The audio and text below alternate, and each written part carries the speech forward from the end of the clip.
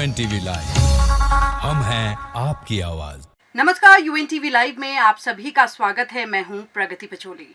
अपनी इस खास रिपोर्ट में आज हम बात करेंगे भारत में साल 2024 में होने जा रहे लोकसभा चुनाव की, जिसे लेकर पिछले लंबे समय से विपक्षी एकजुटता का नारा दिया जा रहा है। वहीं इस विपक्षी एकजुटता के नारे के बीच विपक्षी नेताओं की ओर से बीजेपी को सत्ता से बेदखल करने के लिए 1:1 फॉर्मूला अपनाने की भी बात की जा रही है।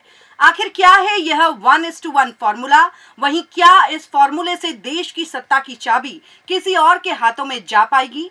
आइए इस पूरे फॉर्मूले को समझते हैं। भारत में साल 2024 में होने जा रहे लोकसभा चुनाव में अब ज्यादा लंबा वक्त नहीं रह गया है। ऐसे में सत्ताधारी दल बीजेपी हो या फिर कांग्रेस समेत देश के अन्य विपक्षी दल, सभी लोकसभा चुनाव फतह करने की तैयारियों में पूरी तरह से जुट चुके हैं। वहीं क्योंकि देश में बीते 10 सालों से प्रधानमंत्री नरेंद्र मोदी के नेतृत्व में एनडीए की सरकार सत्ता के सिंहासन पर काबिज है, ऐसे में 2024 के लोकसभा चुनाव में सत्ता परिवर्तन को लेकर कांग्रेस समेत विपक्षी दलों ने अभी से पुरजोर प्रयास करने शुरू कर दिए हैं। वहीं इसी बीच पूर्व राज्यपाल सत्यपाल मलिक ने देश के विपक्षी दलों को एक ऐसा फॉर्मूला सुझाया है जिसके आधार पर 2024 में बीजेपी को पटखनी दी जा सकती है। सत्यपाल मलिक ने बीजेपी पर हमला बोलते हुए कहा कि लोकसभा चुनाव में बीजेपी को हराने के लिए विपक्ष को पूर्व प्रधानमंत्री वीपी सिंह का फॉर्मूला अपनाना होगा, जो कि 1:1 फॉर्मूला था। इसी फॉर्मूले को अपनाकर 1989 के लोकसभा चुनाव में राजीव गांधी के नेतृत्व में कांग्रेस को करारी हार का मुंह देखना पड़ा था और वीपी सिंह देश के प्रधानमंत्री बने थे। जानकारी के लिए बता दें कि 1989 के इस चुनाव में कांग्रेस का वोट प्रतिशत 39.5% था। वहीं यूनाइटेड फ्रंट का लगभग 24% और बीजेपी का वोट प्रतिशत 11.4% था।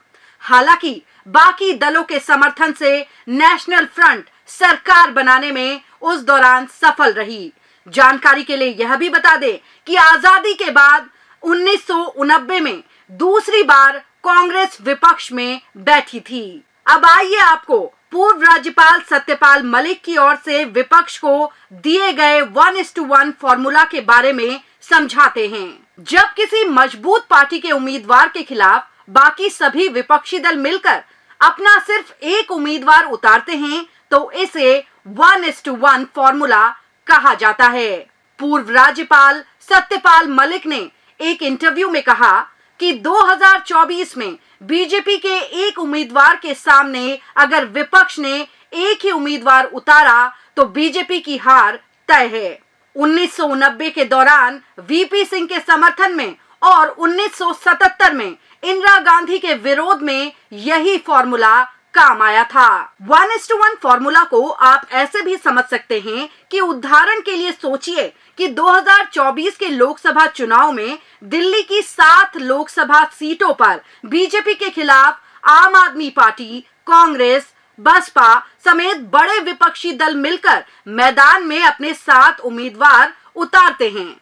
ऐसा करने से बीजेपी के विरोध में पड़ने वाले वोटों को बंटने से सीधे तौर पर रोका जा सकता है। हालांकि 1977 और 1989 के चुनाव में विपक्षी एकजुटता का 1:1 फॉर्मूला सफल रहा, लेकिन हमेशा ही यह फॉर्मूला सफल हो इस बात की कोई गारंटी नहीं, क्योंकि इसमें कई पैंच भी हैं।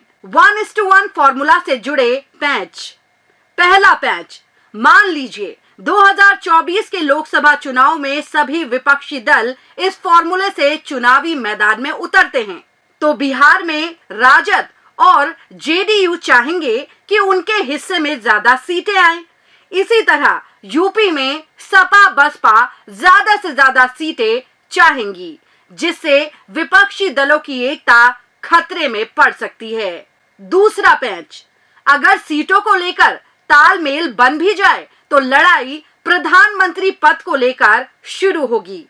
अगर गठबंधन में शामिल सभी बड़े दलों के नेता खुद को प्रधानमंत्री पद की दौड़ में शामिल कर लेते हैं, तो ऐसे में यह तय करना बेहद ही मुश्किल होगा कि चुनाव के बाद देश का प्रधानमंत्री किसे बनाया जाए। वहीं तीसरा और सबसे महत्वपूर्ण पैंच, अगर सीट और प्रधानमंत्री पद पर बात बन भी जाए तो सरकार में हिस्सेदारी को लेकर टकराव होना तय है। हर क्षेत्रीय दल मंत्रिमंडल में ज्यादा से ज्यादा हिस्सेदारी चाहेगा। अगर इस स्थिति में किसी भी दल की मन की नहीं हुई तो ऐसे में वह दल गठबंधन तोड़ने की धमकी भी दे सकता है। लोकसभा चुनाव 2024 में सत्ता की चाबी किसके पास जाती है ये तो आने वाला समय ही बताएगा, लेकिन इतना तो जरूर है कि 2024 का लोकसभा चुनाव दिलचस्प होने वाला है। आपको हमारी ये खास रिपोर्ट कैसी लगी हमें लाइक और कमेंट करके जरूर बताइएगा। नमस्कार।